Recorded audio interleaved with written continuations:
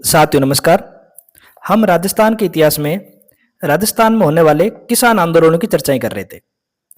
अब इस किसान आंदोलन वाले चैप्टर में हमने राजस्थान में होने वाले जितने भी किसान आंदोलन हैं उन सब की चर्चाएं कर ली है। इस संबंध में अब केवल 2 पॉइंट बाकी रह जाते हैं। एक तो राजस्थान के किसान आंदोलनों का मूल्यांकन, जिसमें हम उसकी विशेषता और प्रकृति को देखते हैं, और दूसरा जो पॉइंट है वो है राजस्थान के किसान आंदोलनों का महत्व है। तो आज की इस कक्षा में हम इन दोनों बिंदुओं का अध्ययन करेंगे। सबसे पहले हम देखते हैं जो राजस्थान के किसान आंदोलन है उन आंदोलनों की विशेषताएं क्या है।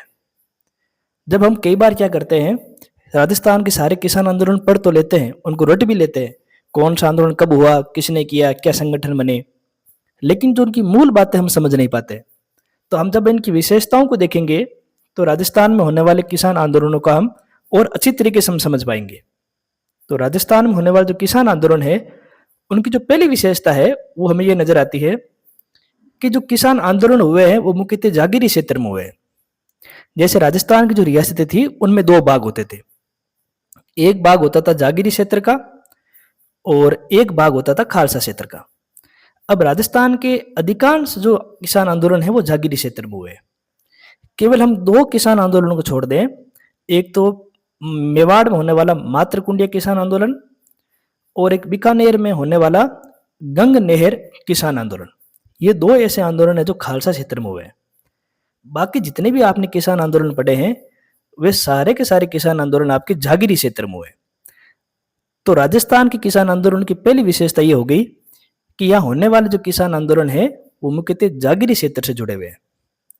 दूसरी विशेषताओं की अगर हम बात करें तो हमें यह बात नजर आती है वहां पर कि इन किसान आंदोलनों का जो मूल है वो आर्थिक तत्व है। जो ये किसान आंदोलन हुए हैं उनके पीछे का जो मूल कारण है वो आर्थिक तत्वों से जुड़ा हुआ है, मुद्राओं से जुड़ा हुआ है। जैसे अगर आपने किसी क्षेत्र में टैक्स को बढ़ा दिया है, भू राजस्व को बढ़ा दिया है, बिना कोई पारिश्रमिक दिए बेकार करवा रहे हो, लाग बाग बढ़ा दी है, तो इन वजह से किसानों ने वहां पर आंदोलन किए। हालांकि सामाजिक असमानताएं भी नजर आती हैं। जैसे जो जागीरदार हैं या जो ठाकुर है, जो सामंत है, उच्च वर्ग के हैं, किसान और श्रमिक निम्न वर्ग के हैं, तो इनके बीच में जो वर्गों का जो भेद है वे भी एक आंदोलन का कारण है। लेकिन जो आंदोलन का जो मूल कारण है वो आर्थिक तत्व है। जब आप टैक्स बढ़ा देते हो, लाग बाग बढ़ा देते हो, बेकार करवा रहे हो, तो किसानों को इससे आर्थिक नुकसान हुआ है और उस आर्थिक नुकसान की भरपाई करने के लिए या उसे रोकने के लिए किसानों ने आंदोलन का मार्ग चुना है। तो जो दूसरी विशेषता है वो ये है कि इन आंदोलनों का जो मूल है वो आर्थिक तत्व है। आगे अगर हम बात करें तीसरी विशेषता की ओर तो हमें जातीय पंचायतों का महत्व नजर आता है। जैसे किसानों को संगठित करने के लिए जाति का सहयोग लिया गया है। बिजोली हम देखेंगे तो धाकड़ जाति, अलवर भरतपुर में देखेंगे तो मेव जाति, भरतपुर में ही गुर्जर जाति, बूंदी को और राजपूत और ब्राह्मण जाति। तो जातियों का सहारा लेकर किसानों ने अपनी पंचायतों को गठन किया है और उन पंचायतों के माध्यम से फिर अपने आंदोलन को आगे बढ़ाया है।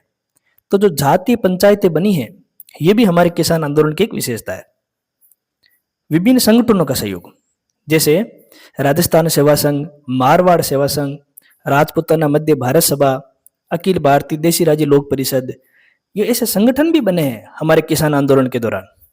और हमने इन आंदोलनों के दौरान इन संगठनों का भी सहयोग लिया है और इन संगठनों ने भी हमारे किसान आंदोलनों को समर्थन दिया है। तो किसान आंदोलन राजनीतिक संगठनों से जुड़े हैं, ये भी विशेषता हमारे आंदोलनों में दिखाई देती है। अगली जो विशेषता है वह है बाहरी नेतृत्व का जुड़ाव। जैसे अगर आप विजय सिंह पत्ती की ओर देखेंगे तो ये राजस्थान के मूल निवासी नहीं है, लेकिन उन्होंने मेवाड़ में होने वाले बिजोलिया किसान आंदोलन का नेतृत्व किया दूसरे चरण में। ठाकुर देशराज मुख्यतः भरतपुर के हैं, पर उन्होंने शेखावटी क्षेत्र में होने वाले किसान आंदोलनों का नेतृत्व किया। इसी तरह चौधरी यासीन खां जो गुड़गांव के हैं, पर इन्होंने अलवर में होने वाले मेव किसान आंदोलन का नेतृत्व किया। तो किसान तो स्थानीय है पर उनका नेतृत्व करता बाहरी है, यह भी एक विशेषता हमारे किसान आंदोलन में दिखाई देती है। अगली जो है वो पूंजीपति वर्ग का शामिल होना। जब हम इतिहास की घटनाओं पर नजर डालेंगे तो जो दो वर्ग हैं, एक तो होता है आपके शोषित वर्ग और दूसरा होता है आपके शोषक वर्ग। शोषक वर्ग हमेशा ही पूंजीपति वर्ग रहा है और शोषित वर्ग हमेशा ही किसान और मजदूर रहा है। ये दोनों आपस में कभी मिले नहीं है, क्योंकि इन दोनों की महत्वाकांक्षाएं अलग अलग हैं। इन दोनों की हम कह सकते हैं कि जिम्मेदारियां भी अलग अलग है। ये दोनों कभी आपस में जुड़े नहीं है। लेकिन राजस्थान के अंदर ऐसा हमें दिखाई देता है कि दोनों वर्ग आपस में जुड़े हैं। जैसे जमनालाल बजाज, इसी के साथ राम नारायण चौधरी, ये पूंजीपति वर्ग से थे, लेकिन इन्होंने भी किसान आंदोलन को समर्थन दिया है। जब बिजोलिया में किसान आंदोलन हुआ था तो उसको जमनालाल बजाज ने सहयोग किया है। राजस्थान सेवा संघ जो आपके बिजोलिया और बेंगू किसान आंदोलन से जुड़ा हुआ था, वहां पर हमें रामनारायण चौधरी की सक्रियता नजर आती है। तो राजस्थान के किसान आंदोलनों में पूंजीपति वर्ग भी शामिल था। यह भी हमारे यहाँ की विशेषता है। अगली हम बात करेंगे तो आर्य समाज का सहयोग। जैसे अब बीकानेर रियासत में जाएंगे तो हमें वहां पर हनुमान आर्य, मेघ सिंह आर्य, कुंभाराम आर्य जैसे नाम नजर आते हैं।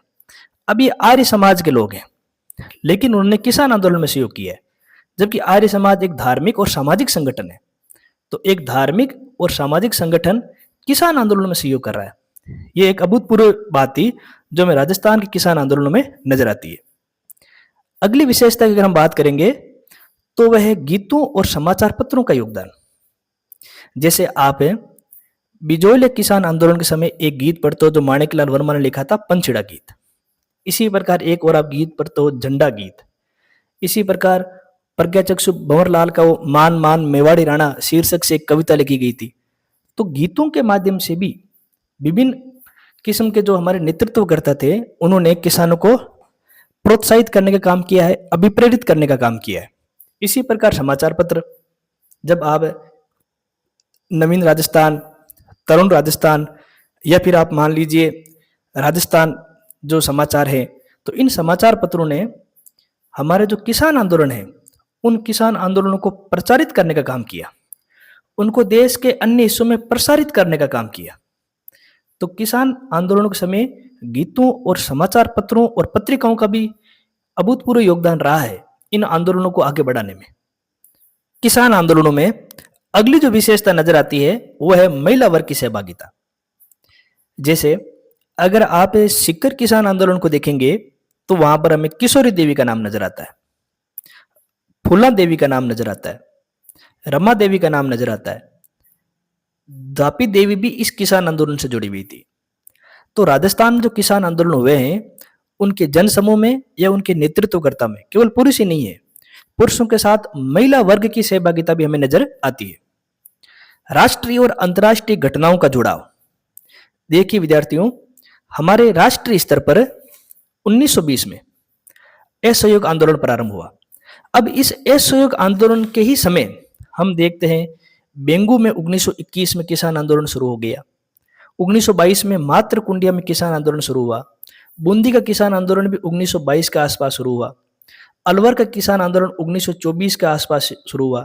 सीकर के किसान आंदोलन भी 1922 के आसपास प्रारंभ हुए। तो जब आप इन तारीखों को देखेंगे तो हमें एक बात स्पष्ट नजर आ रही है कि जो जितने भी ये जो बेंगू किसान आंदोलन है, ये बिजोलिया का जो दूसरा चरण है, मातरकुंडिया आंदोलन है, बूंदी के किसान आंदोलन है, या अलवर या सीकर के किसान आंदोलन है, ये आंदोलन कहीं ना कहीं किसी न किसी रूप में हमारे राष्ट्रीय घटनाओं से जुड़े हुए थे और राष्ट्रीय जो नेतृत्व भी हैं वो भी इनसे जुड़ा हुआ था। जैसे बिजोलिया किसान आंदोलन के समय गांधी जी ने अपनी ओर से अपने सचिव को भेजा था जांच करने के लिए। जो नीमूचौड़ हत्याकांड हुआ था उसकी भर्त्सना भी गांधी जी ने की थी। तो जो हमारे किसान आंदोलन है वो राष्ट्रीय घटनाओं से जुड़े हुए थे। इसी प्रकार वो अंतर्राष्ट्रीय घटनाओं से भी जुड़े हुए थे। जैसे बिजोलिया का जो किसान आंदोलन है वो किसान आंदोलन रूसी क्रांति से भी प्रभावित था। वहां के किसान एक दूसरे को कॉमरेड कहकर पुकारते थे। ब्रिटिशों ने भी ये बात मानी है कि बिजोलिया किसान आंदोलन के दौरान हमें वर्ग संघर्ष की भावना नजर आती है, जैसी वर्ग संघर्ष की भावना रूस की क्रांति में थी। इसी तरह जो 1929 और 30 की आर्थिक महामंदी थी, 1929 और 1930 में वैश्विक महामंदी आई थी, और इसी के दौरान हमारे राष्ट्रीय स्तर पर एक और आंदोलन चला था, सविनय अवज्ञा आंदोलन। इनसे प्रभावित होकर भी मारवाड़ के अंदर किसान आंदोलन हुए। अलवर और भरतपुर में होने वाला जो मेव किसान आंदोलन है वो भी इन घटनाओं से प्रभावित है। इस प्रकार जो हमारे जो राष्ट्रीय और अंतर्राष्ट्रीय स्तर पर होने वाली घटनाएं हैं, उन घटनाओं से राजस्थान का स्थानीय किसान प्रभावित था और उन्होंने उन घटनाओं से प्रेरणा ली है और स्थानीय स्तर पर आंदोलन का मार्ग चुना है। जो राजस्थान के किसान आंदोलन है, उसकी अगली विशेषता है उसका एक निश्चित क्रम है। जैसे किसी भी क्षेत्र में जब मान लो किसान आंदोलन हुआ, तो सबसे पहले जो विरोध हुआ है वो वहां के जागीरदार का हुआ है, फिर विरोध हुआ है वहां के शासक का। जब जागीरदार और शासक ने किसानों को संतुष्ट नहीं किया है, तो किसानों ने फिर व्यापक स्तर पर आंदोलन का मार्ग चुना है। तो ये एक पैटर्न है, एक निश्चित क्रम है कि पहले जागीरदारों का विरोध किया जाएगा, फिर शासकों का विरोध किया जाएगा। जब दोनों से हमें किसी प्रकार की संतुष्टि नहीं होगी, तो वो आंदोलन का रास्ता अख्तियार करेंगे। और जो अगली विशेषता है वो ये है कि राजस्थान के जो किसान आंदोलन है, उनमें धार्मिक उत्सवों का बढ़ चढ़ कर इस्तेमाल किया गया है। कैसे? बिजोले का जो किसान आंदोलन है वो हरियाली अमावस्या के दिन शुरू हुआ। बेंगू का जो किसान आंदोलन है वो मेनाल से शुरू हुआ, जहां पर नीलकंठेश्वर मंदिर बना हुआ है और त्रिवेणी संगम भी है। बूंदी के किसान आंदोलन हिंडोली के धुलेश्वर महादेव से शुरू हुआ। सिक्कर के अंतर्गत प्रजापति महायज्ञ किया गया। मारवाड़ के किसान आंदोलन में तेजाजी पशु मेला और रामदेव मेला का इस्तेमाल किया गया है। तो जो आंदोलन है, उस आंदोलन के पीछे का कारण क्या है? आर्थिक तत्व है। लेकिन उनके अंदर इस्तेमाल किसका किया जा रहा है? सामाजिक और धार्मिक पर्व का। क्योंकि नेतृत्वकर्ताओं की मानना था कि जो सामाजिक और धार्मिक उत्सव होते हैं, उस समय कई सारे लोग एकत्रित होते हैं, विभिन्न वर्गों के लोग आते हैं। तो अपनी बात पहुंचाने का अच्छा माध्यम क्या है कि आप आंदोलन को उस समय शुरू करो जब कोई धार्मिक या सामाजिक उत्सव हो, ताकि अधिक से अधिक लोग आपकी बात सुनेंगे और अधिक से अधिक लोग आपसे जुड़ेंगे। तो राजस्थान के किसान आंदोलनों में हमें यह बात भी नजर आती है। तो अगर राजस्थान के किसान आंदोलनों की विशेषता देखेंगे हम, तो पहली विशेषता थी कि जागीरी क्षेत्र में है, फिर इनके मूल में आर्थिक तत्व था, जातीय पंचायतों का गठन हुआ, विभिन्न संगठनों का सहयोग मिला, बाहर के नेतृत्वकर्ता भी थे, पूंजीपति वर्ग भी शामिल हुआ, आर्य समाज का भी सहयोग मिला, गीतों और समाचार पत्रों का योगदान रहा, महिला वर्ग की सहभागिता रही। यह आंदोलन राष्ट्रीय और अंतर्राष्ट्रीय घटनाओं से जुड़े हुए थे। इन आंदोलनों का एक निश्चित क्रम था और आंदोलनों में धार्मिक उत्सवों का भी प्रयोग किया गया है। अब हम देखेंगे राजस्थान के किसान आंदोलनों का प्रभाव। राजस्थान के किसान आंदोलनों का क्या महत्व रहा है, इनसे क्या उपलब्धि हमें मिली है, उसके बारे में बात करेंगे। सबसे पहले हम देखते हैं जागीरी व्यवस्था का उन्मूलन। जो राजस्थान में किसान आंदोलनों का क्रम चला है, उस किसान आंदोलनों के कारण ही जब भारत को आजादी मिली और जब राजस्थान का एकीकरण पूर्ण हुआ, तो हम देखते हैं कि राजस्थान से जागीरदारी व्यवस्था को समाप्त कर दिया गया। इस व्यवस्था को उन्मूलित करने के पीछे हमारे किसान आंदोलन ही थे। स्वतंत्रता के बाद जो हमारे राष्ट्रीय नेता थे, वो इस बात को भलीभांति जानते थे कि किसानों के शोषण के पीछे एक मुख्य कारण जागीरदारी व्यवस्था है। तो इस व्यवस्था को समाप्त कर दिया गया। तो ये हमारे किसान आंदोलन का ही प्रभाव है, ये उपलब्धि उसकी कि उन्होंने इसे एक प्रकार की शोषित व्यवस्था, जो जागीरदारी व्यवस्था है, उसको समाप्त करवा दिया। अगला हम उपलब्धि अगर देखेंगे तो वो है आपके राजनीतिक चेतना का संचार। राजनीतिक चेतना का संचार का मतलब है कि किसान आंदोलनों से हमें कुछ बातें सीखी हैं। जैसे नंबर एक बात जो नजर आती है कि सबसे पहले संगठन बनाना चाहिए। दूसरा, जब संगठन बना दिया है तो उसका एक नेता होना चाहिए। जब नेता हो गया, संगठन हो गया, तो फिर हमें कुछ मांगे रखनी चाहिए। ये सारी बातें हमें किसान आंदोलन से सीखी है। जैसे किसान आंदोलन में संगठन बने हैं, उन संगठनों को नेतृत्वकर्ता भी है, और इन संगठन जब आंदोलन किए हैं तब उन्होंने कुछ मांगे रखी, जैसे न्याय, समानता, भू राजस्व कम करना, बेकार को समाप्त करना। तो जो राजनीतिक चेतना है, इस चेतना को बढ़ाने का काम भी हमारे किसान आंदोलनों ने किया है। अगला है महिला सशक्तिकरण। जैसे राजस्थान के किसान आंदोलनों में जहां पुरुषों की भागीदारी है, वहां पर महिलाओं की भी भागीदारी है। इससे जो महिला वर्ग है वो अभी प्रेरित हुआ है। कटरा तल में किशोरी देवी के नेतृत्व में 10,000 महिलाओं का एक सम्मेलन हुआ है। तो यहाँ पर हमें एक बात नजर आ रही है कि किसान आंदोलन में आर्थिक तत्वों के साथ साथ महिला सशक्तिकरण को भी बढ़ावा मिला है। प्रजामंडल आंदोलन के लिए पृष्ठभूमि। किसान आंदोलनों के बाद हम राजस्थान में प्रजामंडल आंदोलन देखते हैं। तो प्रजामंडल आंदोलन में हम कई सारे नेताओं के नाम भी सुनते हैं। तो जो नेता हैं, इन नेताओं को शिक्षित करने का काम किसान आंदोलन ने किया है। जैसे आप माणिकलाल वर्मा, आप मेवाड़ प्रजामंडल में माणिकलाल वर्मा का नाम पढ़ते हो, लेकिन माणिकलाल वर्मा मेवाड़ प्रजामंडल से जुड़ने से पहले मेवाड़ में होने वाले किसान आंदोलन से जुड़े हुए थे। आप जमनालाल बजाज का नाम जयपुर प्रजामंडल में पढ़ते हो, लेकिन जमनालाल बजाज इससे पहले ही किसान आंदोलन से जुड़ गए थे। तो जो हमारे किसान आंदोलन है, उन्होंने नेता तैयार किए हैं और वही नेता फिर प्रजामंडल आंदोलन के समय काम आए। इसी प्रकार किसान आंदोलनों ने एक प्रशिक्षित लोगों का समूह तैयार कर दिया है कि किस प्रकार संगठन बनाना है, किस प्रकार विरोध करना है। ये प्रशिक्षित समूह फिर प्रजामंडल आंदोलन के समय काम आई। तो जो प्रजामंडल आंदोलन की जो पृष्ठभूमि है, वो किसान आंदोलनों ने तैयार की है। किसान आंदोलनों की अगली उपलब्धि ये रही कि किसान आंदोलनों से राजस्थान का जुड़ाव राष्ट्रीय स्तर पर हो गया। कई बार राष्ट्रीय स्तर के जो संगठन हैं, उन संगठनों ने किसान आंदोलनों को अपना समर्थन दिया। कई बार किसान आंदोलन ने राष्ट्रीय संगठनों से समर्थन मांगा। कुछ राष्ट्रीय नेता किसान आंदोलन के लिए राजस्थान आए और कई बार जो राष्ट्रीय स्तर पर होने वाले संगठनों के जो सम्मेलन हैं, जो अधिवेशन है, वहां पर किसानों की बात रखी गई है। इससे राजस्थान का जुड़ाव राष्ट्रीय स्तर पर हुआ। राजस्थान के लोगों ने देश के अन्य भागों से जुड़ाव पैदा किया, जुड़ाव महसूस किया। तो ये जो जुड़ाव पैदा होना है, ये जो जुड़ाव हुआ है, ये भी हमारे किसान आंदोलन की एक उपलब्धि रही है। अगली जो हम बात कर रहे हैं वो है राजस्थान के एकीकरण में अप्रत्यक्ष योगदान। जैसे आप अगर इस बात को ऐसे समझे कि ये मान लीजिए राजस्थान का कोई छोटा सा क्षेत्र है। अब इसमें मान लीजिए इस तरफ बीकानेर रियासत है, इस तरफ शेखावाटी है और यहाँ पर मारवाड़ है। तो बीकानेर क्षेत्र में होने वाले किसान आंदोलन से शेखावाटी के लोग प्रभावित होंगे, शेखावाटी में होने वाले किसान आंदोलन से मारवाड़ के लोग प्रभावित होंगे। इससे एक तो किसान एक दूसरे से जुड़ते हैं, किसानों के साथ उनके नेता भी एक दूसरे से जुड़ते हैं, नेता के साथ इन क्षेत्रों के संगठन भी एक दूसरे से जुड़ते हैं। जब बीकानेर के किसान आंदोलन कर रहे हैं तो उनसे प्रभावित होकर मारवाड़ के किसान भी आंदोलन कर रहे हैं, मारवाड़ से प्रभावित होकर शेखावाटी के क्षेत्र के किसान भी आंदोलन कर रहे हैं। जब अलग अलग रियासतों में किसान आंदोलन कर रहे हैं, तब वो एक बात सोचते हैं कि हम सब के सब किसानों की समस्या ही एक है और उन समस्या का निवारण भी एक ही है कि हमें आंदोलन करना पड़ेगा।